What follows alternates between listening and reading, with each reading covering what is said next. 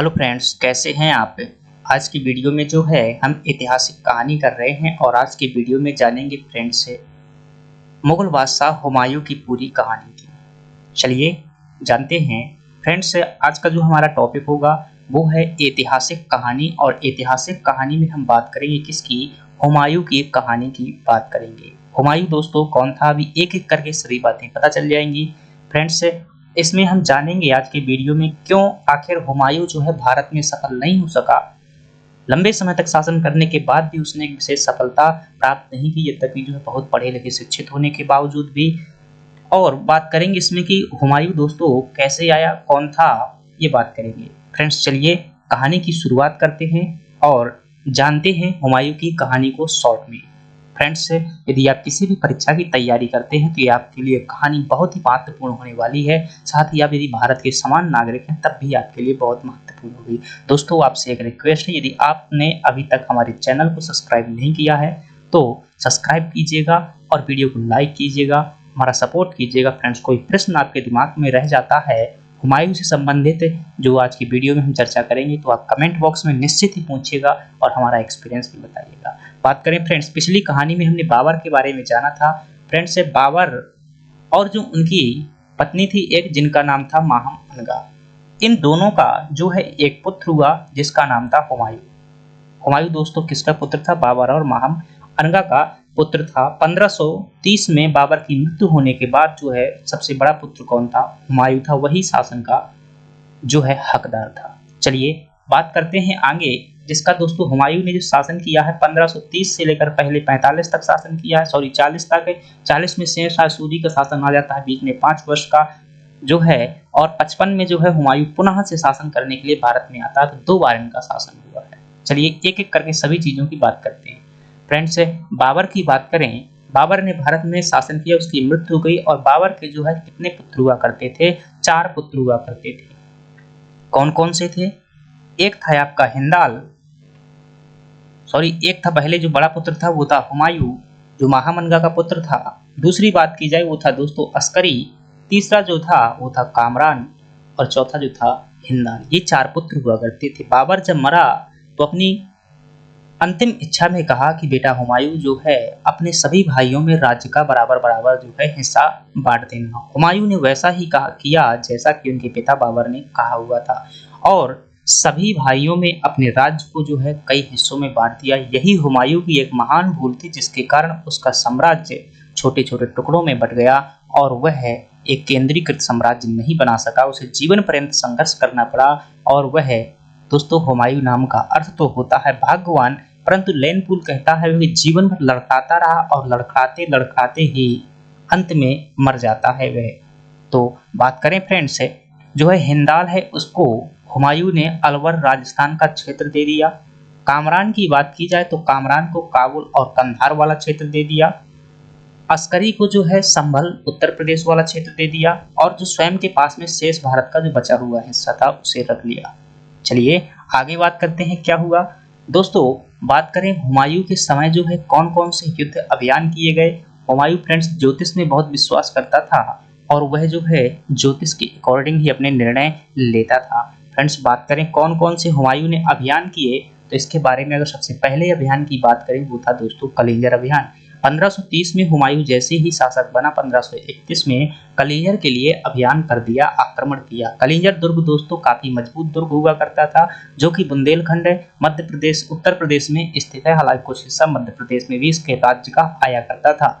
कलिंजर के राजा इस टाइम पर रुद्र प्रताप हुआ करते थे और हुमायूं ने जो है वहां पर आक्रमण किया, कई माह तक घेरा डाला। अंत में क्या हुआ दोस्तों कि उनके मध्य में एक समझौता हो गया। समझौते के तहत हुमायूं की सेना का खर्च दिया गया, अर्थात इस अभियान में हुमायूं को पर्याप्त सफलता नहीं मिली।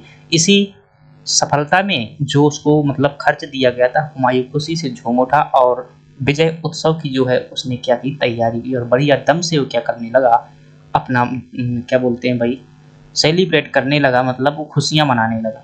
फ्रेंड्स इसी समय पर जो शेरशाह सूरी हुआ करता था उसने क्या कर लिया, चुनार दुर्ग पर अधिकार कर लिया। फ्रेंड्स इस दुर्ग को वापस छुड़ाने के लिए जो है अफगानों और शेरशाह सूरी साथ ही जो हुमायूं हुआ करते थे एक पक्ष में, इनके मध्य में दोहरिया का युद्ध हुआ। इसमें हुमायूं ने सफलता प्राप्त की। फ्रेंड्स अगली बात करें तो हुमायूं ने जो है मिर्जा बंधुओं का विद्रोह का दमन कर दिया। मिर्जा बंधु दोस्तों कौन हुआ करते थे? सुलेमान मिर्जा, जो कि बाबर का छोटा भाई का पुत्र था, अर्थात हुमायूं का चचेरा भाई था। उसने दोस्तों सुलेमान मिर्जा ने जो है अफगानों का साथ दिया और जो है हुमायूं के खिलाफ षड्यंत्र करने लगा। इस प्रकार से सुलेमान मिर्जा को पहले तो युद्ध में पराजित किया, परंतु बाद में माफ कर दिया। अब ये माफ करने के बाद दोस्तों सुलेमान मिर्जा वापस से कहाँ भाग जाता है? गुजरात के शासक बहादुर शाह के पास में शरण ले लेता है। फ्रेंड्स यहाँ पर कहानी इंटरेस्टिंग होने वाली है, थोड़ा सा ध्यानपूर्वक समझिएगा। गुजरात अभियान कौन करता है? हुमायूं करता है। हुमायूं ने गुजरात अभियान क्यों किया? दोस्तों बड़े ध्यान से कहानी को समझिएगा। ये आप देख पा रहे हैं कि यह जो है इसमें जो एक व्यक्ति है वह है हुमायूं, और जो साथ में महिला है वो कौन है? राजपूताना की रानी कर्मावती है।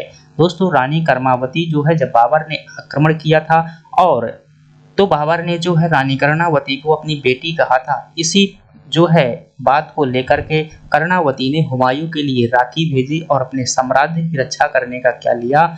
वचन लिया। फ्रेंड्स जो है गुजरात का शासक इस टाइम पर बहादुर शाह हुआ करता था, और वह क्या करता था? बार बार यहाँ पर आक्रमण करता रहता था। जब इसने आक्रमण किया तो उस टाइम पर तो हुमायूं कहीं और बिजी था, परंतु उसने कहा कि यदि वह आक्रमण करता है तो मैं निश्चित ही सहायता करूंगा। रानी ने जो रानी कर्णावती हुआ करती थी उसने पत्र भेजा, और हुमायूं जो है दोस्तों समय से नहीं पहुंच सका। इसलिए फ्रेंड्स क्या हुआ कि बहादुर शाह जो गुजरात का शासक है वह जो राजपूताना राज्य यानी कि मेवाड़ हुआ करता था, मेवाड़ को लूट करके चला गया, और यहाँ पर रानी कर्णावती को दोस्तों क्या करना पड़ा? जौहर करना पड़ा, और रानी ने जौहर कर लिया। हुमायूं को जब यह बात पता चली कि रानी ने जौहर किया, अर्थात मेरी बहन ने जौहर किया, तो हुमायूं गुस्सा हुआ और बहादुर शाह का पीछा करते हुए गुजरात की ओर चला गया। दोस्तों हुमायूं जो है कहाँ पहुंचता है? बहादुर शाह का पीछा करते हुए जब राजपूताना में आक्रमण किया बहादुर शाह ने, और फिर कहाँ भाग गया? अपने राज्य गुजरात चला गया। हुमायूं गुजरात चला गया, और जब हुमायूं गुजरात पहुंचा तो उस टाइम पर बहादुर शाह दोस्तों मालवा भाग चुका था। हुमायूं पीछा करते हुए मालवा गया, और दोस्तों मालवा में मंदसौर का 1535 में युद्ध हुआ। इस मंदसौर के युद्ध में बहादुर शाह को पराजित कर दिया, और फिर वही बात आ गई कि उसने जब पराजित कर दिया तो अपना दम से विजय उत्सव मनाने लगा। फ्रेंड्स थोड़ी सी ये जो है अलग सी बात है, ध्यान से समझिएगा। एक व्यक्ति है निजामुद्दीन खलीफा, जो कि कौन है? ध्यान रखिएगा, बाबर का मंत्री हुआ करता था। ये थोड़ी सी जब हुमायूं का राज्य काल हो रहा था, राजतिलक हो रहा था, उस टाइम की बात है, लेकिन समझिएगा निजामुद्दीन खलीफा बाबर का मंत्री था, और जो दोस्तों मेहंदी हसन है यह बाबर का बहनोई हुआ करता था। तो निजामुद्दीन खलीफा ने क्या कहा? सोचा कि मतलब मेहंदी हसन को क्या बनाते हैं? बादशाह बना देते हैं हुमायूं की जगह पर। लेकिन मेहंदी हसन जो है एक कथन कहता है कि यदि मैं शासक बन जाऊं तो ऐसे गद्दार मंत्रियों को पेट भरवा के भूसा भरवा दूंगा।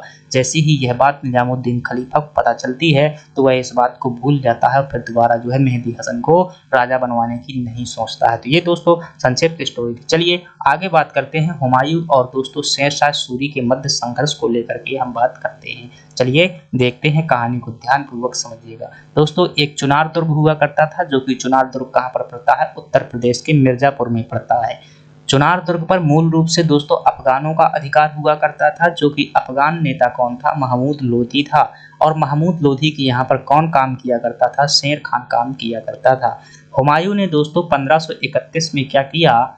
चुनार दुर्ग पर आक्रमण किया, और यहाँ पर दोस्तों महमूद लोधी को पराजित किया, शेर खां को पराजित किया। शेर खां ने क्या किया? माफी मांग ली। तो हुमायूं ने कहा ठीक है तू रहा, अब कोई दिक्कत नहीं है, यहीं पर जो है मेरा प्रतिनिधि बनकर रहे। तो हुमायूं जो है चुनार दुर्ग पर उसको छोड़ करके आ गया, और फिर क्या करने लगा?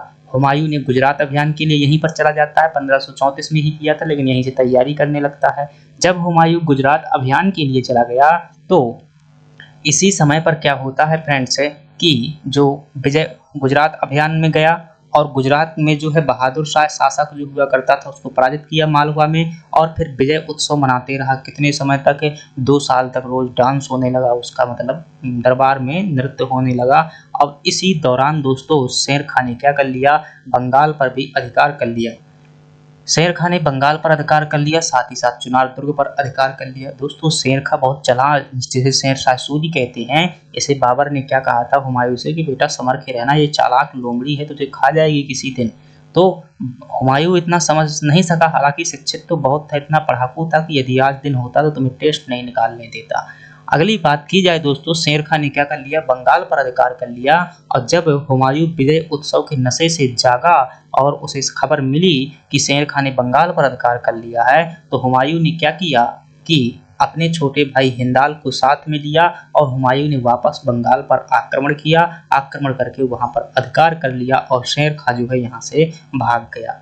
फ्रेंड्स, जैसे ही बंगाल पर विजय प्राप्त की किसने, हुमायूं ने, ओ हाँ हुमायूं ने, तो इसी समय पर फिर से वह क्या करने लगा, एक लंबा विजय उत्सव मनाने लगा। तो यही हुमायूं की दोस्तों कमजोरी थी, वह दूरदर्शी व्यक्ति न होते हुए छोटी छोटी सफलताओं में अत्यंत खुशी हो जाता था। अब यह विजय उत्सव मनाते रहा। इस टाइम पर दोस्तों क्या किया कि जो हिंदाल था, हिंदाल ने जो क्या कर दिया, आगरा में अपने आप को स्वतंत्र घोषित कर दिया। आगरा में अपने आप को स्वतंत्र घोषित कर दिया।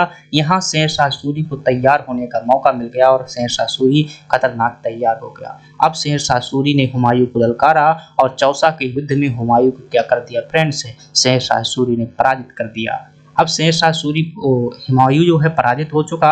आगे दोस्तों दूसरा युद्ध हुआ जिसका नाम था कन्नौज या बिलग्राम का युद्ध, 1540 में हुआ था। और इसमें हुमायूं को अंतिम रूप से किसने पराजित कर दिया, शेरशाह सूरी ने पराजित कर दिया। और हुमायूं दोस्तों एक नदी में कूद गया, उस नदी का नाम था कर्मनाशा नदी। और कर्मनाशा नदी में क्या होने लगा, डूबने लगा। इसी टाइम पर एक निजाम शाह नाम का भिश्ती आता है, नाविक आता है, वह हुमायूं की जान बचाता है और उसे जो है नदी से बाहर निकालता है। फ्रेंड्स, हुमायूं कहता है भाई यार बहुत अच्छा काम किया है मेरे लिए, अब तू मुझसे वरदान मांग, जो भी मांगेगा वह मैं तुझे दूंगा। वह भिश्ती कहता है रहने दो, आप राजा महाराजा व्यक्ति हैं और मैं जो एक साधारण सा व्यक्ति हूँ, मुझे कोई दिक्कत नहीं, मैं अपना काम करता रहता हूँ। तो हुमायूं ने कहा नहीं नहीं नहीं तू मांग। तो कहा चल ठीक है मुझे राजा बना दे। क्या मांगा उसने कि मुझे बादशाह बना दे। तो हुमायूं ने कहा अरे भाई, कहा ठीक है लेकिन मैंने वादा किया था, इसलिए तुझे मैं एक दिन का बादशाह जरूर बनाऊंगा, लेकिन पहले मैं राजा बनूं। तो हुमायूं जब 1555 में वापस राजा बनता है, एक दिन के लिए निजाम शाह भिश्ती को बादशाह बनाता है। तो ये पूछे आपसे कि एक दिन का बादशाह किसे कहते हैं, निजाम शाह भिश्ती को। और उसने चमड़े के सिक्के चलवाए थे। फ्रेंड्स आगे बात करें, अब वो समय है जब हुमायूं को दोस्तों भारत से भागना पड़ा। जब शेरशाह सूरी ने दोस्तों उसे बुरी तरह कन्नौज के युद्ध में पराजित कर दिया और जो है पेशावर तक भगा दिया, तो हुमायूं भारत से जाता है और साथ में दोस्तों किसके लेता है, अपने छोटे भाई हिंदाल को लिया और यहाँ से चल दिया। और कहाँ पर जाता है, जो हिंदाल के गुरु हुआ करते थे वहां पर रहने लगता है, मतलब सिंध में रहे, सिंध जो ठट्टा स्थान हुआ करता था वहां पर रहने लगता है। तो हुमायूं वहां पर रहने लगता है अपने भाई के साथ में। और भाई का जो यानी कि हिंदाल का गुरु था, उसकी एक बेटी हुआ करती थी जिसका नाम था हमीदा बानो बेगम। और हमीदा बानो बेगम से हुमायूं की जो है दोस्तों नजरें लड़ जाती हैं और फिर उनमें क्या हो जाता है, प्रेम हो जाता है। इसी प्रेम के बदौलत उसका छोटा भाई जो है हिंदाल नाराज हो जाता है हुमायूं से कि मेरे गुरु की बेटी को ही तुमने क्या कर लिया, मतलब प्रेम कर लिया। तो वो भाग जाता है यहाँ से हिंदाल और वापस जाकर के काबुल कंधार साइड में जो है अधिकार करने लगता है। फ्रेंड्स अब जो है 1542 में हुमायूं एक बार पुनः भारत आता है, भारत की ओर आया, परंतु शेरशाह सूरी को जैसे ही पता चला तो राजा मालदेव जो राजपूत राजा हुआ करते थे उनकी सहायता से पुनः भारत से उन्हें बाहर निकाला गया हुमायूं को।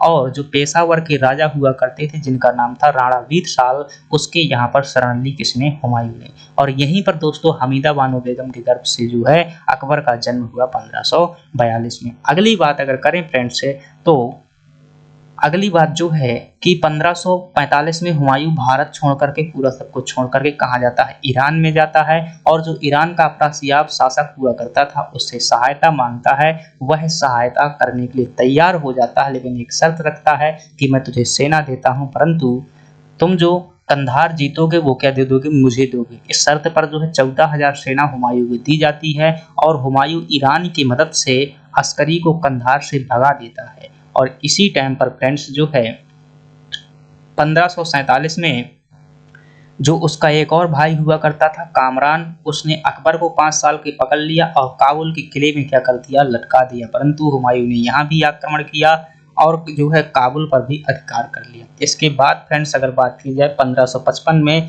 मच्छीवाड़ा का युद्ध हुआ, जिसमें हुमायूं ने अफगानों को पराजित किया और पंजाब पर अधिकार कर लिया। इसके बाद फ्रेंड्स सरहिंद की लड़ाई हुई तथा उसका भारत पर जो है हुमायूं का पुनः अधिकार हो गया और 1556 में क्या हो जाती है फ्रेंड्स, हुमायूं की मृत्यु हो जाती है। जैसे ही हुमायूं की मृत्यु हुई तो जो दिल्ली का जो हेमू था, जो अफगानों की तरफ से पहले हुआ करता था, वो हेमू सेनापति था, उसने क्या कर लिया, दिल्ली पर अधिकार कर लिया और जाकर कहा कि जाओ मुगलों से कहना, मतलब उनकी सेना नौकरों से कहता है कि जाओ मुगलों से कह देना कि ये भारत पर जो है अधिकार करने का सपना भूल जाएं। ये बात लेकर के बैरम खान को कौन बताता है, हेमू का जो मतलब नौकर भेजा गया था, मुगलों का एक नौकर था, वो बैरम खान को बताता है कि हेमू ने ऐसी ऐसी बात कही है। फलस्वरूप दोस्तों क्या होता है, पानीपत का दूसरा युद्ध होता है और पानीपत के दूसरे युद्ध में जो 1556 में बैरम खान जो सेनापति हुआ करता था अकबर की तरफ से, वह जो है दोस्तों हेमू को जो है इसमें पराजित करते हैं। हेमू जो है लड़ते हुए, बहुत भयंकर युद्ध होता है, इस युद्ध में हेमू को तीर लग जाता है और अंततः उसकी मृत्यु हो जाती है। इस प्रकार से अकबर का शासन दोस्तों यहाँ से चालू हो जाता है 1556 के बाद से। नेक्स्ट स्टोरी में हम पढ़ेंगे शहंशाह सूरी के बारे में और उसके बाद अकबर के बारे में पढ़ेंगे। अगर आपको दोस्तों ये कहानी अच्छी लगी है तो प्लीज़ वीडियो को लाइक करना, चैनल सब्सक्राइब जरूर करिएगा ताकि हमें भी दोस्तों कुछ पॉजिटिव एनर्जी मिल सके। चलिए धन्यवाद।